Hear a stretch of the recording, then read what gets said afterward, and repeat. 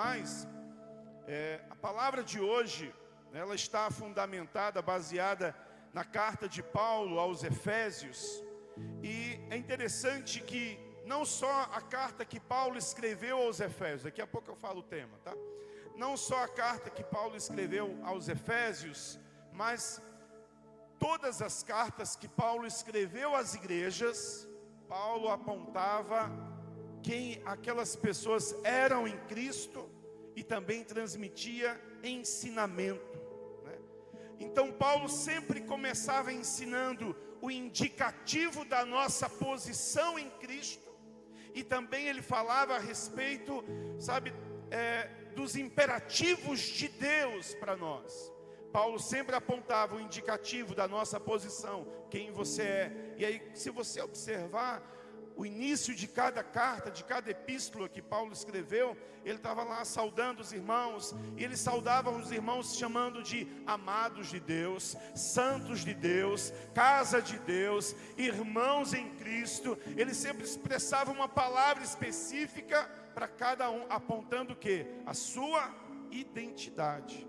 Então, os estudiosos da Bíblia entenderam que Paulo sempre apontava um indicativo, né, da nossa posição em Cristo. E eles chamaram isso de querigma. Querigma, que significa anúncio, mensagem. Querigma no grego traz esse sentido da mensagem do Evangelho. Mas na prática essa mensagem aponta para sua posição, aponta para quem você é. Amém? Quem você é? Quem você é em Cristo? Quem você é? Filho amado. Que mais? Quem você é em Cristo, que você já aprendeu? Perdoado, justificado, você é salvo. Amém? Então essa é a palavra querigma, é a palavra que anuncia, que indica, que aponta a mensagem de Deus quem você é. Mas Paulo também nas suas epístolas, nas suas cartas, ele se utilizava de um ensino que apontava que ele estava expondo os imperativos de Deus. E os imperativos de Deus no grego significa didaquê, que é os ensinos, a doutrina. Porque mesmo sabendo agora da sua posição, da sua vocação de filho, de amado, de perdoado, Deus tem um ensino para você. Deus tem uma instrução para você, Deus tem uma doutrina para você, Deus tem uma palavra imperativa para você. Amém? Então, nas cartas de Paulo, nós vamos sempre ver ele apontando o querigma e o didaquê. Vamos repetir isso? Diga querigma, diga palavra anunciada, diga palavra que aponta a nossa posição. Pois é, e diga agora didaquê. É a palavra de instrução. Amém? Diga palavra de instrução. Diga ensino. Pois é. Então a carta que Paulo escreveu aos Efésios, inclusive, se hoje a gente pudesse escolher, vamos imaginar que as igrejas atuais seriam mais ou menos as igrejas daquela época, né? A igreja de Éfeso, a igreja de Corinto, a igreja de Tessalônica. A igreja de Éfeso era uma igreja boa para a gente fazer parte dela, viu? Porque era uma igreja madura na palavra, que tinha revelação da palavra. Paulo orava para que eles tivessem revelação da palavra, descobrissem qual era a profundidade do amor de Deus, mas também a altura, a largura, o comprimento. E Paulo ora dizendo que eles tenham esse entendimento, esse conhecimento do amor de Deus, que excede a capacidade humana de compreender. Mas Paulo orava por isso, e com certeza eles receberam revelação do Senhor. Então a carta que Paulo escreveu aos Efésios, nós vamos dividi-las aqui em 3 partes, e essas 3 partes são 3 palavras: senta, anda e permanece. Vamos dizer junto? Qual é a primeira? A segunda? E a terceira? Aí eu disse, rapaz, não tem a ver com as mães, né? Que a mãe gosta de dizer isso para o menino, né? Senta aí, menino. O menino está agitado, está inquieto, senta, né? E ele está desse jeito, né? Mas tem hora também que a mãe, bora menino, anda, cuida, faz isso, lava os pratos, vai à casa, né? Vai no mercado, vai na padaria.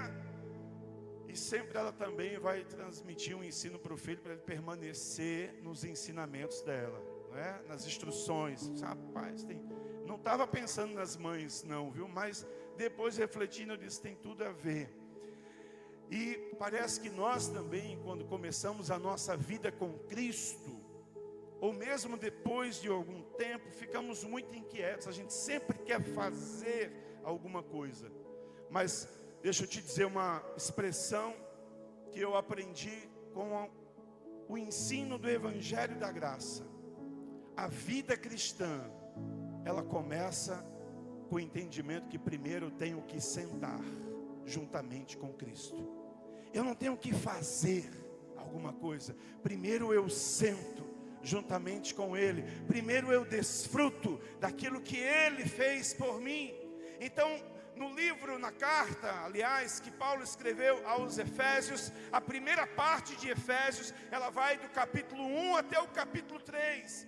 E você pode depois em casa estudar a palavra de Deus, e você vai ver que do capítulo 1 ao capítulo 3, o apóstolo Paulo sempre está apontando para a nossa posição em Cristo. Somos abençoados em Cristo, fomos abençoados com todas as bênçãos espirituais, fomos colocados na sua obra, Ele nos salvou, Ele nos amou, a sua misericórdia nos alcançou. Sempre Paulo está apontando para a nossa posição em Cristo. Então a palavra-chave para essa primeira parte é senta. Porque a palavra-chave para essa primeira parte é senta. Porque Efésios 2:6 diz que nós estamos assentados com Cristo nos lugares celestiais. Projeta para mim aqui, querida, por favor. Efésios capítulo 2, verso 6. Vamos lá? 1, 2, 3. Olha aí. E nos ressuscitou. Aliás, vamos voltar um pouquinho. Volta para o versículo 4, eu acho que 4. Coloca no 4. Olha só. Mas Deus, que é riquíssimo em misericórdia, pelo seu muito amor com que nos... Continua. Estando nós ainda mortos em nossas ofensas, nos vivificou juntamente com Cristo. Pela graça sois salvos. E agora o que é que Ele fez? Ele nos ressuscitou juntamente com Ele e nos fez o quê? Ele nos fez o quê? Nos lugares celestiais em Cristo Jesus. Olha só, Ele nos amou, Ele nos ressuscitou, Ele nos encontrou, Ele nos salvou, Ele nos perdoou. E há um significado poderoso nessa expressão, quando a Bíblia diz que Ele nos fez assentar nos lugares celestiais juntamente com Cristo. O que é que isso significa, pastor? É que tudo está terminado. Cristo só sentou depois de ter feito o sacrifício. Ao terceiro dia Ele ressurgiu, e a Bíblia diz que Ele se assentou ao lado do seu Pai, à destra do seu Pai. Ele já tinha feito toda a obra de salvação por nós, Ele já tinha feito tudo por nós. E depois que Ele fez tudo, que Ele morreu e ao terceiro dia ressuscitou, o que foi que Ele fez? Se sentou ao lado de Deus. Mas Ele não se sentou sozinho. A Bíblia está dizendo que Ele é o nosso representante, e por isso a Bíblia está usando essa expressão, que Ele nos fez assentar juntamente com Cristo. Ou seja, Ele nos incluiu nele, Ele nos incluiu, Ele se tornou o nosso representante. É a mesma coisa dele estar dizendo: eu estou me sentando aqui à destra do meu Pai, à destra de Deus, e eu estou incluindo vocês também, meus filhos, nesse ato, porque tudo que tinha para ser feito foi feito, tudo está terminado, e por isso que eu posso me sentar e descansar. Sentar na Bíblia aponta para descanso. E sabe o que é curioso? É que o sumo sacerdote, quando ele servia no templo, ele não sentava. Se você estudar a palavra de Deus, você vai ver que no átrio havia um altar de sacrifício. No Santo dos Santos havia um candelabro que iluminava, havia a mesa dos pães, havia o altar de incenso, né, no lugar santo, que diga, e no Santo dos Santos havia a Arca da Aliança, que representava a presença de Deus. Mas todo o trabalho do sumo sacerdote era de pé, era em pé. Ele não sentava, não tinha cadeira lá para sentar, e não se ouvia instruções de que o sumo sacerdote poderia se sentar, porque era uma obra inacabada. Todos os anos o sumo sacerdote precisava apresentar uma oferta pelo pecado, e se Deus recebesse a oferta pelo pecado do sumo sacerdote, isso representava um ano de perdão, e as pessoas viviam aquele ano sabendo que estavam perdoadas por Deus. Mas a Bíblia fala que agora uma única oferta resolveu todos os nossos problemas. Jesus é o nosso sumo sacerdote, e Ele ofereceu a sua própria vida como sacrifício pelos nossos pecados. E esse sacrifício foi aceito por Deus, sim ou não? Sim, foi aceito. Talvez o inferno achou que havia vencido a Jesus Cristo quando Ele morreu naquela cruz, quando Ele foi crucificado, e todo aquele sofrimento que Ele passou, e passou o primeiro dia. Talvez o inferno estava em festa: matamos o Messias, matamos o Cristo, Ele está morto, Ele está sepultado. Passou o segundo dia, e talvez, eu estou conjecturando, havia essa festa no inferno. Mas a Bíblia diz que Ele desceu às profundezas do inferno, do abismo, tomou as chaves da morte do inferno das mãos de Satanás, e Ele ressuscitou e está à destra do nosso Deus. Se você for no túmulo de Jesus agora, lá em Israel, está escrito: Ele não está mais aqui, Ele ressuscitou. Você pode aplaudir ao Senhor por isso?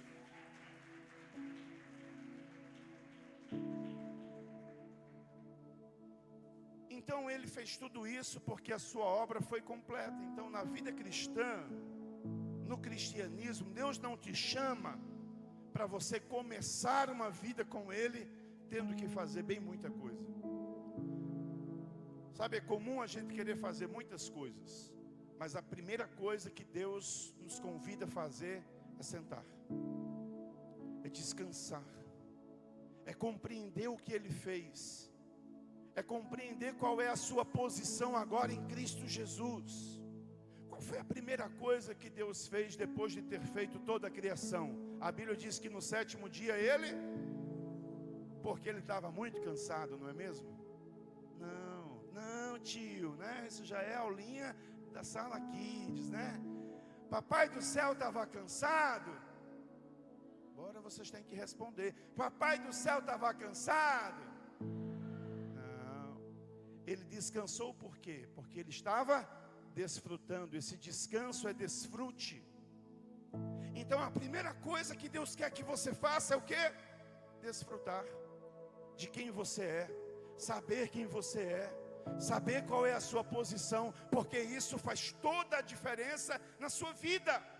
Você começa a vida cristã sabendo quem você é. Você começa a sua vida cristã com base na obra consumada. Você começa a sua vida cristã sabendo que agora você é abençoado. Então você não vai orar para ser abençoado, você já ora sabendo que é abençoado por Deus. Você começa a sua vida cristã entendendo a sua posição de filho amado. Então você não anda com Cristo para ser amado, você não inicia a sua vida com Cristo buscando ser amado por Ele. Quando você começa a sua vida com Cristo, você começa sabendo que é amado, um filho muito amado.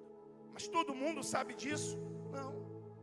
Tem pessoas que elas lutam para conquistar o amor de Deus, porque elas se sentem indignas do amor do Senhor.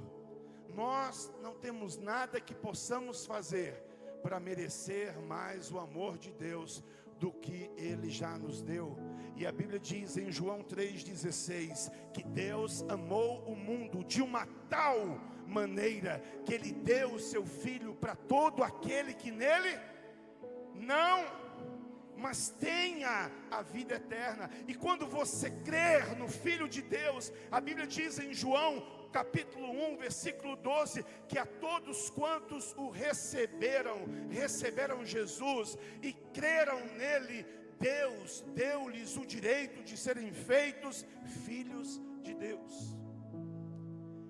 Então é muito importante você entender a sua posição, que você já é abençoado, amém? Que você já é muito amado, que você já é aceito por Deus. Agora, não é só isso, porque infelizmente tem gente que só pega a primeira parte da palavra de Deus para ele. Ele quer viver a vida toda, sabe, recebendo essa mesma palavra. Não que isso seja errado, ruim, não, lógico que não. Mas Deus tem uma outra palavra para você. Mas a primeira dele para você é qual? Senta. Ou seja, a primeira dele para você é desfruta. Entenda quem você é. Porque Deus não quer que você faça nada sem antes você entender quem você é. Tem gente que não consegue começar uma vida, uma história com Deus, porque ele não conseguiu compreender o amor de Deus. Ele não se deixou ser amado por completo. E aí ele acha que precisa fazer alguma coisa a mais para ele começar a sua história com Deus. E aí ele vai, ao invés dele sentar e contemplar, ao invés dele sentar e desfrutar do perdão, da salvação, da graça, do amor, aí ele fica tentando conquistar essas coisas. E infelizmente há algumas pessoas que não são mal intencionadas, mas por falta de revelação, elas ainda atrapalham esse processo e diz: olha, venha fazer uma campanha conosco, 7 semanas para você ser abençoado, 7 semanas para você receber a sua bênção, 7 semanas para um milagre acontecer. Meu irmão, você já é abençoado. Você já tem um milagre de Deus na sua vida. Isso se você nasceu de novo, se você recebeu a Cristo como seu Senhor e Salvador. Então, não busca conquistar aquilo que Deus já te deu. Entenda a sua posição, entenda quem você é em Cristo. Pare de depender dos seus esforços para você se qualificar e obter as bênçãos de Deus. Você já recebeu, amém? Você já recebeu, você pode se sentar com Ele, juntamente com Cristo, amém ou não amém? A segunda palavra que a gente encontra na carta que Paulo escreveu aos Efésios, a segunda palavra-chave, a primeira foi senta, a segunda é anda. Por que que a segunda é anda? Prepara aí as irmãs do Data Show para apontar os versículos, tá? A segunda parte de Efésios, ela está nos capítulos 4 e 5, depois você vai ler, e você vai ver que a palavra-chave desses 2 capítulos é anda. Vamos entender por quê. Efésios 4:1 é que diz: rogo-vos, pois, eu, prisioneiro, do Senhor, que é que diz ali? Andeis como é digno da vocação com que fostes chamados. Olha só, a vocação aponta para a sua posição. A palavra querigma, a palavra que foi anunciada para você, a palavra que aponta quem você é no Senhor, é a sua vocação. Então agora que você sabe quem você é, você vai fazer o quê? Andar de maneira digna. O que é que diz o verso 17 do mesmo capítulo? Pula para o 17. E digo isto, e testifico no Senhor, para que não andeis mas como andam também os outros gentios na vaidade da sua mente. O termo gentio aqui estava apontando para aqueles que ainda não conheciam o Senhor, que não tinham a revelação do Senhor. Agora vai lá no capítulo 5, verso 2. Olha o que diz. E qual é a primeira palavra ali? Qual é a primeira palavra? Andai em amor, como também Cristo nos amou. Você sabe que é amado, sim ou não? Saber que é amado aponta para a sua posição. Quando você sabe que é amado, tem que fazer o quê? andai em amor, como também Cristo nos amou e se entregou a si mesmo por nós, em oferta e sacrifício a Deus em cheiro suave. Agora vai lá para o versículo 8 do mesmo capítulo. Porque no outro tempo, você era o quê? Trevas. Olha o que Paulo está dizendo. Em outro tempo, a gente era treva. Mas agora nós somos o quê? Luz no Senhor. E como luz no Senhor, o que é que ele está dizendo agora? Andai como filhos. Agora o verso 15 do mesmo capítulo. Portanto, vede prudentemente como andais, não como nércios. Tem gente que anda feito louco, mas como sábios. Então a ideia aqui é bem clara. Uma vez que você sabe da sua posição em Cristo, tudo que foi te dado através da sua obra consumada, agora você pode fazer o quê? Andar com Ele. Agora você sabe como andar. Agora você sabe como namorar. Agora você sabe como é ser um homem casado. Agora você sabe como é ser um empresário. Agora você sabe como se comportar no trabalho. Agora você sabe o que é que você pode falar, o que você não deve falar. Agora você sabe o que é que você pode fazer da sua vida, qual tem que ser o seu comportamento. Agora você sabe por quê? Porque na verdade o andar, a base do andar é o quê? Sentar. A base do andar é saber quem eu sou. A base do andar é saber a quem eu pertenço, saber qual é a minha posição. A base do andar é receber primeiro a revelação do que Cristo fez por mim. Então, uma vez que você sabe o que Cristo fez por você, então agora você pode andar com Ele. Como isso torna as coisas mais fáceis, né? Porque as pessoas querem eita, entreguei a vida para Jesus no encontro. Ah, maravilha! Foi poderoso, foi tremendo o encontro. Aí as pessoas fazem isso na base da emoção. Aí quando chega em casa, rapaz, será que eu fiz certo mesmo? Puxa, eu levantei a mão lá, falei, meu Deus, eu acho que foi alguém que disse, bora, bora, bora. Aí me empurraram. Eu já vi gente, né, indo para a frente do púlpito da igreja, né, meio que empurrado, né, os jovens, vamos, bora. O camarada não sabia dizer não, foi. E aí a gente começa a achar muito difícil andar com Cristo. Igual aquele vídeo, né, do memezinho, ou coisa difícil que eu inventei agora foi de ser evangélico, né? Não pode isso, não pode aquilo, não sei. Rapaz, coisa difícil é essa? Por que é tão difícil para essas pessoas? Porque não receberam a revelação de quem elas são no Senhor Jesus. Você está entendendo? Que na verdade é para ser prazeroso. É igual o casamento. Quem não desfruta do casamento, eita, coisa difícil, pastor César, que eu inventei foi de me casar. E aí a gente desvaloriza o casamento, porque a gente não aprendeu a desfrutar do casamento. Então, vida com Deus, às vezes as pessoas estão nesse nível, tão difícil. Olha, irmão, tem que pagar um preço muito grande. Eu sei, irmãos, realmente existe um preço a ser pago, existe uma cruz a carregar. Mas antes de você entender o preço que precisa ser pago, antes de você tomar a sua cruz, antes de você entender o que você precisa renunciar, antes de você entender o que você precisa abrir mão, antes de você entender do que você precisa estar disposto para entregar a sua vida, para você morrer por essa causa, você precisa primeiro entender quem você é. E quando você entende a sua posição, quem você é, quando você recebe a palavra querigma na sua vida, então você tem disposição para andar, você tem disposição para amar, você tem disposição para fazer, você tem disposição para carregar a cruz, você sabe como você vai fazer, porque a base disso é saber qual é a minha posição no Senhor. Você pode dizer amém? Então, somente porque nós entendemos a nossa vocação é que somos capazes de andar de modo digno, irmãos. Ninguém vai conseguir andar de modo digno sem saber quem é primeiro no Senhor. Efésios capítulo 5, verso 1, não está estava aí não na programação não, mas coloca ele aí para mim. Efésios 5:1. Olha o que diz. Vamos ler comigo, vamos lá. Você saltar o celular um pouquinho aí.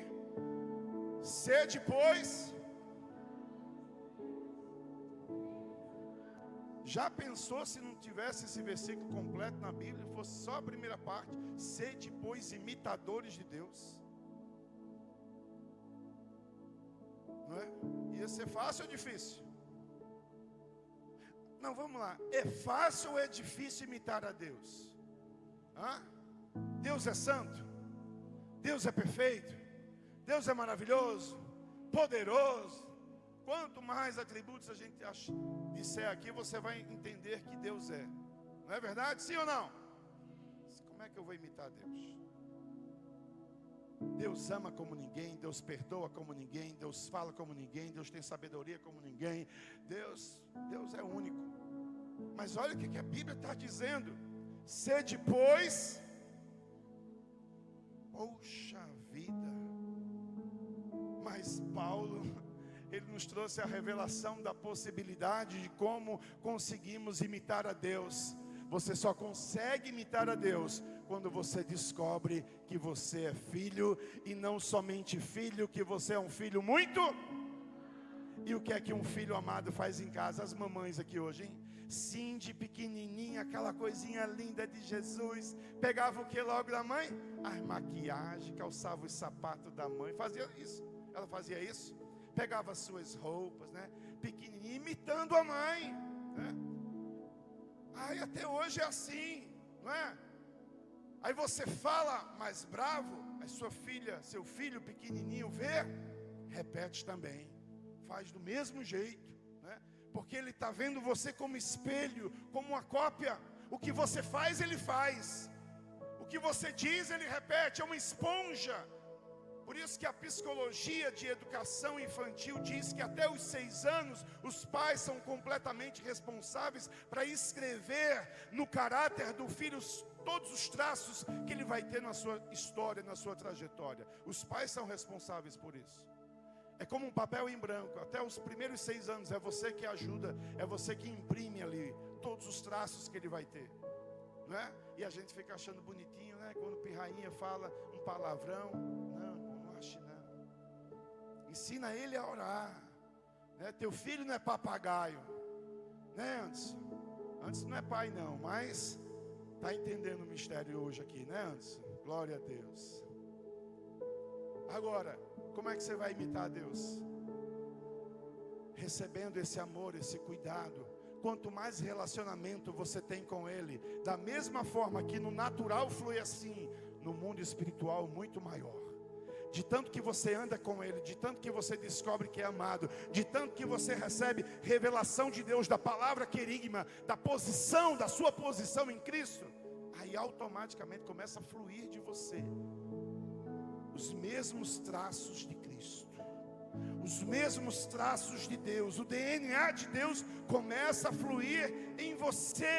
Por isso que Efésios 4:25 começa com a expressão por isso, porque antes, no versículo 24, no 23, Paulo está falando que ele nos revestiu do novo homem, de uma nova criação. Nós somos nova criatura. Agora, por isso é que você consegue andar em novidade de vida. Por isso você consegue fazer o que ele faz. Por isso você consegue andar em santidade.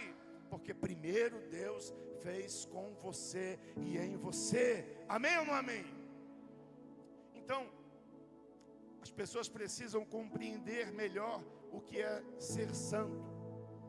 Ser santo, em primeiro lugar, se assim a gente pode classificar para você entender melhor, é ser separado. Nesse momento eu estou separado aqui dos irmãos. Vocês estão aí na plateia e eu estou aqui no palco. Estou separado dos irmãos. Por conta disso mesmo, muita gente já santificou tanto esse lugar aqui, com base na antiga aliança, para dizer, olha, cuidado quando for subir no altar do Senhor, porque ali é lugar santo. Amém. Tudo aquilo que nós colocarmos a planta do nosso pé é santo. Sabe por quê? Porque há alguém santo habitando dentro de nós. Esse lugar não tem poder nenhum se aqui não tiver um santo do Senhor. Amém? Mas a primeira ideia que você precisa saber é que ser santo significa ser separado. O povo de Israel estava no Egito e eles foram separados por Deus para sair da terra do Egito. Eles foram escolhidos por Deus para desfrutar de Canaã, e Deus os tirou de lá, libertou eles da escravidão. Eles eram separados, porque eram separados, eram santos. Mas nem todo santo chega em Canaã. Felizmente alguns santos acabam morrendo no deserto. Vê que coisa triste, né? Então só o fato de você ser separado não significa que você está andando da maneira correta. Você foi separado por Deus para ser filho dele, mas agora precisa andar em santidade. Agora você precisa andar como alguém que é filho, como alguém que é santo, como alguém que vai desfrutar de todos os indicativos de Deus para a sua vida. Que Deus não está te revelando esses indicativos, dizendo para você quem você é, que Ele agora te tornou filho, que Ele te tornou amado, que Ele te tornou perdoado, que Ele te tornou santo, separado para Ele, para você não fazer nada com isso. Ele fez tudo isso para que agora, desfrutando desses indicativos, eu vou andar como filho. E filho de Deus anda como? Cabeça erguida, meu irmão. Nada de andar cabisbaixo, nada de andar depressivo. Você é filho. Toca no teu irmão aí, dá uma saculejada nele, agora com carinho, meu irmão. Não é assim não, diz: você é filho. Levanta a tua cabeça, você é vencedor. Vai, saculeja o teu irmão aí para ele acordar para Jesus e dizer: ei, meu irmão, para de desânimo. Você é filho amado de Deus. Você não é perdedor, você é amado, é vencedor, é perdoado, é justo, é abençoado. Amém? Agora, assim como você é, você deve andar. Entendeu? Não tem gente que fica ostentando o que não tem, não é verdade? A gente vê umas pegadinhas, né, na internet. O povo pega uma tampa de vaso sanitário para dizer que tira uma foto para dizer que está no avião. Aí você não precisa fazer isso não faz de conta bíblico, não. Isso é realidade no mundo espiritual. Amém? Se você é filho de Deus, se você entregou sua vida para Cristo, se nasceu de novo, então se aproprie dessa verdade e ande como tal. Amém ou não amém? Aleluia. Terceira e última palavra. A primeira é... Eita, os irmãos esqueceram, mas alguém lembrou aí. Vamos lá. A primeira é... Muito bem. Sentar significa o quê? Descansar. Sentar significa o quê? Descansar. Mas não é porque está cansado. Tomando como base o que Deus fez, descansar é o quê? Desfrutar. Desfruta de quem você é. Desfruta da tua identidade. A segunda palavra, qual foi? Anda. E esse andar agora, a base do andar é o sentar. Porque você sabe quem você é. Então agora você vai andar. Você vai se posicionar de fato, né? E a terceira palavra é permanece. Olha para o seu irmão que está perto de você e diz para ele, diga: permanece. Olha de novo para ele, né, pegar a palavra e dizer assim: não desista. Permanece. De novo, que é para você que está pregando agora, você que está pregando, diga assim: não retrocede. Permanece.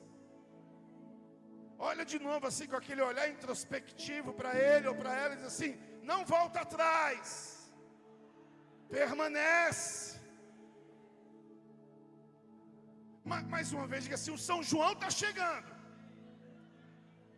Não vá para o pátio. Diga: permanece na graça. Aleluia! Dá glória a Deus aí, igreja.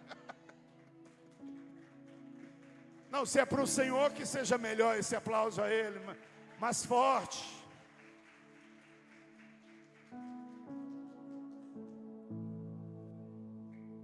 Meu irmão, permanecer não é fácil, mas só permanece quem sabe quem é. É ou não é? Quem está com dúvida da sua identificação, da sua identidade, aí fala, não sei, eu estou, sei lá, não sei se eu consigo, não sei se eu permaneço, não sei se eu avanço.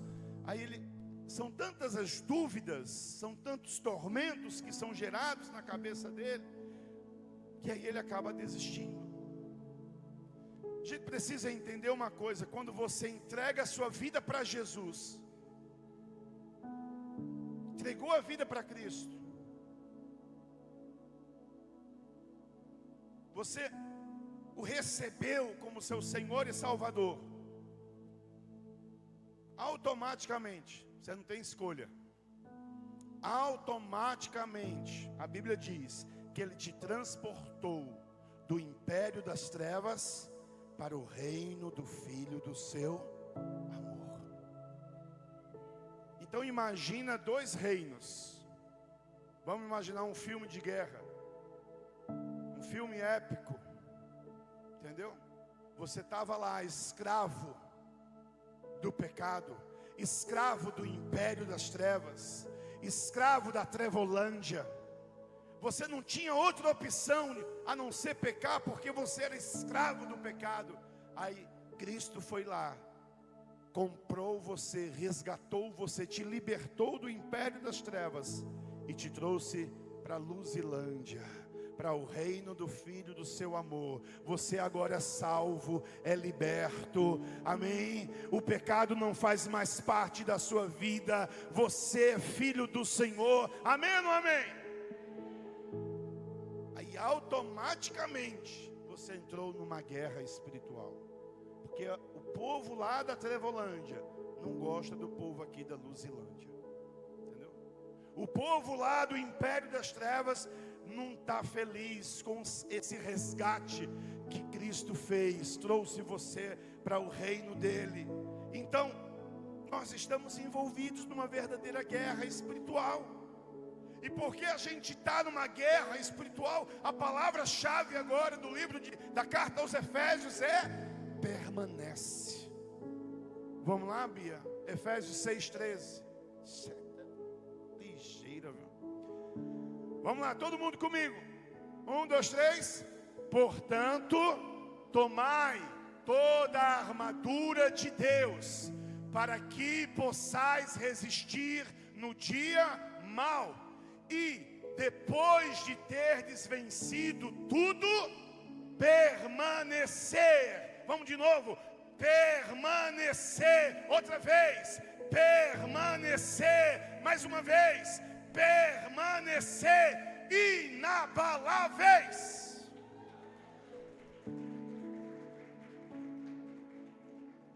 Automaticamente você entrou nessa guerra. Aí Deus quer que você vá despreparado? Não, Ele está dizendo: toma a armadura de Deus agora, porque nessa guerra você não luta com as suas forças. Se quiser vencer o vício, não é com as suas forças. Se quiser vencer o pecado, não é com as suas forças. Se quiser vencer a mentira, não é com as suas forças. Se quiser vencer a justiça própria, não é com as suas forças. Se você quiser vencer toda e qualquer batalha que você possa estar sofrendo na sua vida, seja contra o que for, não é com as suas forças. As pessoas dizem assim: quando eu consertar algumas coisas na minha vida, eu entrego a minha vida para Jesus. Não tem como. Não tem como você fazer alguma coisa, porque a Bíblia diz que nós estávamos, antes de encontrar a Cristo, de receber a Cristo, nós estávamos mortos em nossos delitos e pecados. Você já viu um morto conseguir se salvar? Um morto conseguir fazer alguma coisa? Então essa era a nossa realidade espiritual, e essa é a realidade espiritual de toda pessoa que não entregou a vida para Jesus. Ele não consegue se conectar a Deus, ele não consegue vencer o vício, ele não consegue vencer o pecado, ele não consegue resolver tudo na sua vida, porque ele não tem força de si mesmo. Você está entendendo?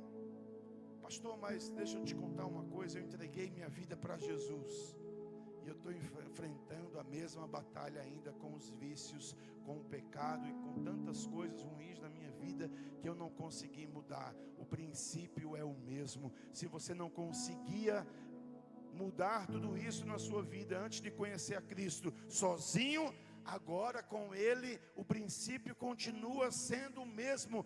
Você está com Ele, não vai conseguir mudar na sua vida sozinho. Você vai precisar clamar pela ajuda dEle. Amém? Porque essa batalha, ela é contra nós mesmos, é contra as nossas vontades, é contra os nossos desejos, é contra o nosso eu. E o diabo sabe disso. E aonde que ele ataca? Ele ataca a sua mente, ele ataca as suas emoções, ele ataca as suas vontades, ele ataca a sua alma para te aprisionar no erro, para te aprisionar na justiça própria, para te aprisionar no pecado. Mas como é que você vai lutar? Volta lá, querida, por favor, o texto. Aleluia. Como é que você vai lutar? Diga, eu vou tomar. Não, com fé, vamos lá. Como guerreiro, diga, eu vou tomar toda a armadura de Deus, para que eu possa resistir no dia mau. Sabe qual é o dia mau? O dia da tentação. O dia que o palavrão saiu da sua boca. O dia que você disse o que não era para dizer, fez o que não era para fazer. Sabe, o dia que você tropeçou, caiu, pecou. Esse é o dia mau. E o que é que você vai fazer no dia mau? Eu não vou nem para a igreja hoje. Hoje eu não vou para a célula. Hoje eu não oro. Hoje eu não consigo fazer porque eu estou ruim. Não, no dia mau, erga a sua mão e diga, Senhor, eu preciso de Ti. No dia mau, erga a sua mão e diga, volta o texto, querida, não tira não, deixa aí. Aleluia. Oh, menina abençoada. Cadê? Bora, minha. No dia mau, aí você toma a armadura de Deus, porque você só consegue resistir com a armadura de Deus.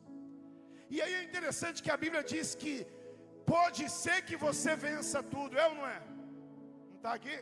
Pode ser que depois de ter tomado a armadura de Deus, pode ser que vença tudo, mas pode ser que não vença, né? Assim que está aí. Uma vez que você toma a armadura de Deus, olha o que diz. Diz que a certeza de vitória é garantida, porque depois de ter vencido tudo com a armadura de Deus, você vence. Mas sozinho você não vence. Você quer vencer o pecado como?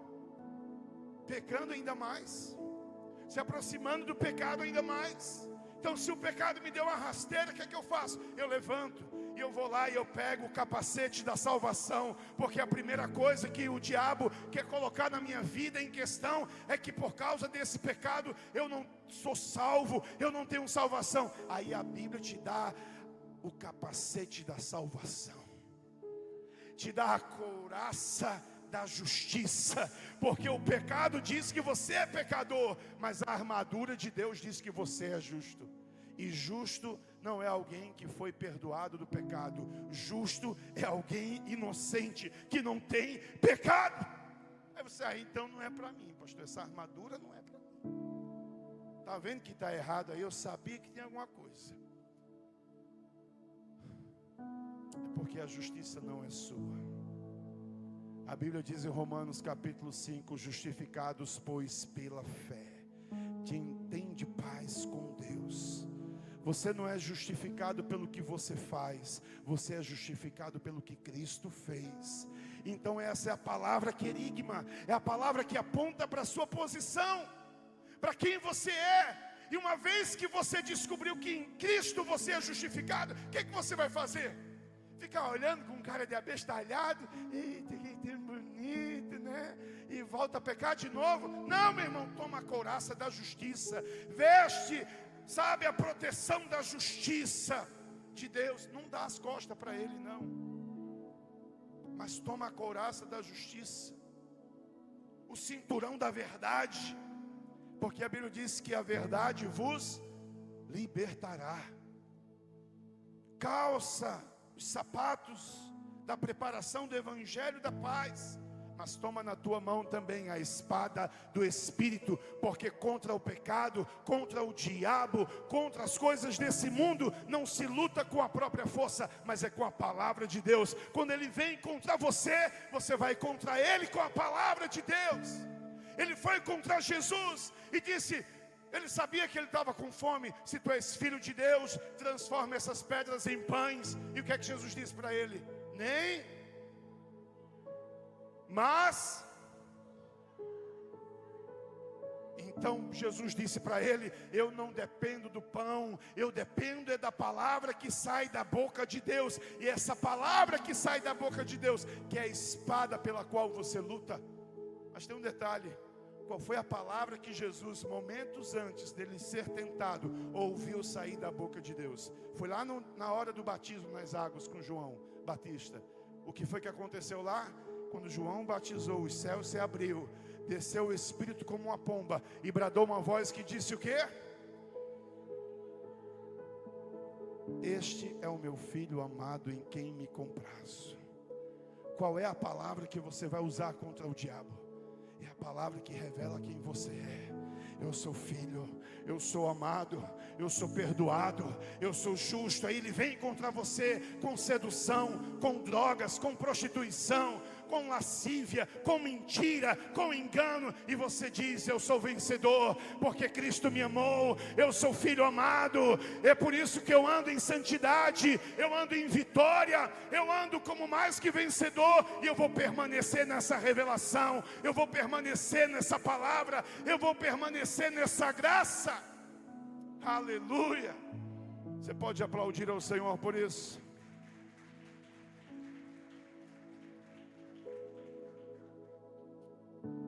Então, o diabo ele vai te atacar de todos os lados, mas ainda assim você pode ser inabalável na sua fé.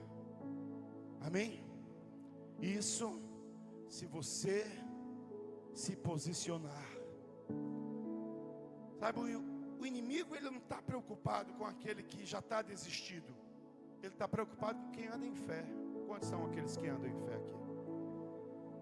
Aí contra você que ele está atacando. Sabe, quando ele vê alguém cheio da presença de Deus, cheio da graça, cheio da revelação, chegou do encontro agora, aí ele quer atacar você, meu irmão. Mas você não vai lutar contra ele sozinho, com as suas próprias forças. Você vai tomar a armadura do Senhor. Você pode dizer amém? Permanecer significa estar firme numa posição de vitória. Isso é permanecer. Estar firme na posição de vitória. Estou aqui, ó. Essa é minha posição em Cristo. Aí o diabo vem contra você com setas, dardos inflamados, gerando condenação, gerando culpa, gerando sentimento de vergonha, de derrota, tentando fazer você alguém deprimido, tentando fazer você alguém derrotado. Mas você não dá ouvidos, você permanece olhando para o autor e consumador da sua fé, que é Cristo.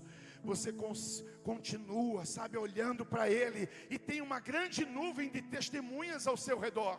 Quem é essa grande nuvem de testemunha? É esses irmãos aqui dizendo: vai, vem para a célula, vem para o culto, ei, ergue a tua cabeça, avança, permanece, não desiste. Então deixa todo o embaraço e o pecado que tão de perto tenta te assediar, e corra com perseverança a carreira que te está proposta. Você pode dizer amém? O diabo ele vai tentar fazer com que você desista, mas você vai permanecer firme. Onde estão aqueles que são firmes no Senhor? Fica de pé aí no seu lugar. Será que dá para sair aquela música? Não caminhamos pelo que vemos, o que nos... Eu acho que está no tom aí do... Eu puxei nesse tom aí, não foi? É isso mesmo? Aleluia. Comece a parar de orar. Que é isso, pastor? Parar de orar? Pare de orar para alcançar uma posição de vitória, porque Deus já te deu essa posição, amém? Ore na posição de vitorioso. Pare de orar para alcançar uma posição de filho amado. Ore como filho amado. Filho, ele nem pergunta se merece, é ou não é? Ele só pede. Ele não chega, Miguel não vai chegar para Alex perguntando: pai, o senhor acha que eu estou merecendo R$100? Não, meu irmão. Ele só pede. E se for naquele projeto, né, de viagem, e Miguel vai ter que ficar, aí Miguel diz: você é meu direito, bora pai, cadê? Porque Miguel já sabe o que é que ele tem por direito. Então você tem que saber. Mas hoje Deus te trouxe aqui para reforçar na sua vida a sua posição, consolidar na sua vida a palavra querigma, que identifica quem você é. Mas não só a palavra querigma, a palavra didaquê, que te ensina como você anda e que te ensina a você permanecer no Senhor. Amém? Quantos creram que já são vencedores? Quantos creem nisso? Então ore hoje como vencedor. Hoje fale com Deus como vencedor. Amém? Então se hoje você quer se tornar alguém assim, e você acha que ainda não se apropriou dessa verdade, porque falta você confessar a Cristo como seu Senhor e Salvador da sua vida, então hoje é a sua oportunidade também. Eu te falei hoje aqui, Deus amou o mundo de uma tal maneira que Ele deu o seu Filho por você, para que se você crer, você não vai perecer, você vai ter vida eterna. Porque a todos quantos receberam Jesus e creram nele, Deus deu-lhes o direito de que eles fossem feitos filhos dele. Filhos dele, iguais a Jesus, filhos de Deus. Então hoje é o teu dia. Se você quer fazer isso, eu te convido, sai do teu lugar, vem até aqui à frente, diga: eu quero Jesus, eu quero entregar a minha vida para Jesus. Mas se você já é filho, se você entendeu a sua posição, se você entendeu hoje quem você é, e a partir de agora você não vai mais andar de uma maneira completamente errada, mas de acordo com a revelação que você recebeu, como filho amado, como vencedor, então se dispõe a partir de hoje ter a sua vida completamente mudada no Senhor. Amém? Amém ou não amém? Aleluia, vamos lá?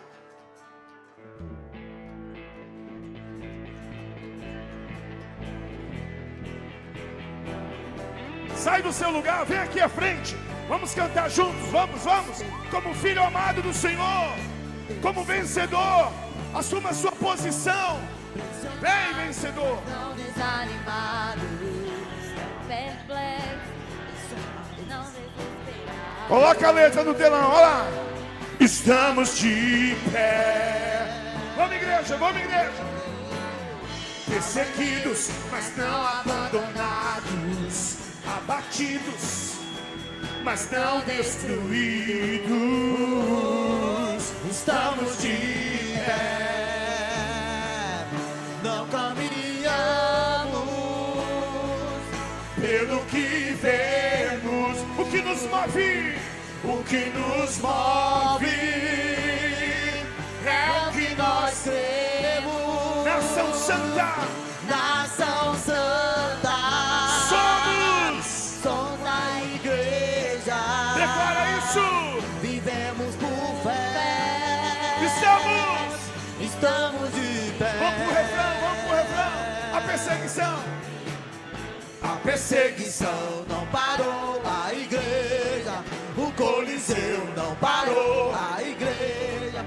Os leões não pararam A igreja do Senhor. Sim, e O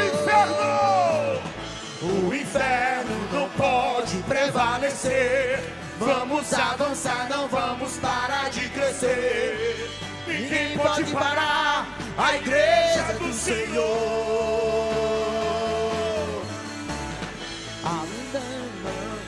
A igreja, o Coliseu não parou, a igreja, os leões não pararam, a igreja do Senhor. Não caminhamos, não caminhamos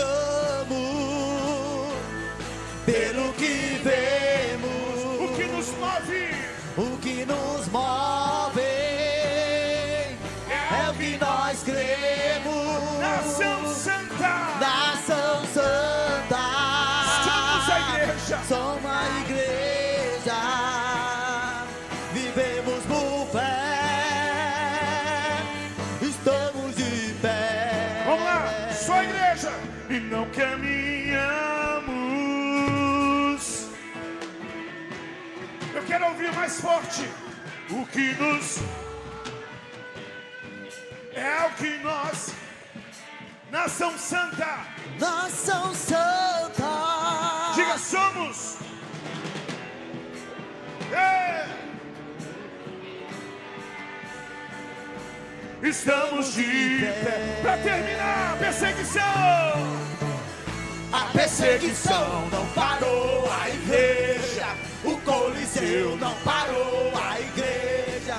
Os leões não pararam, a igreja do Senhor. O inferno. O inferno não pode prevalecer. Vamos avançar, não vamos parar de crescer. Ninguém pode parar a igreja do Senhor. A perseguição mais uma vez. A perseguição não parou, a igreja. O Coliseu Não parou, a igreja. Os leões não pararam, a igreja do Senhor. e o inferno não vai prevalecer. O inferno não pode prevalecer. Vamos avançar, não vamos parar de crescer. Ninguém pode parar a igreja do Senhor. Só a igreja, só a igreja. Não caminhamos. Pastor Daniel, vem orar por nós. O que nos move É o que nós cremos. Nação Santa. Somos a igreja. Vivemos por fé. Estamos de pé. Senhor Jesus, queremos colocar diante de Ti cada vida, Senhor Jesus, que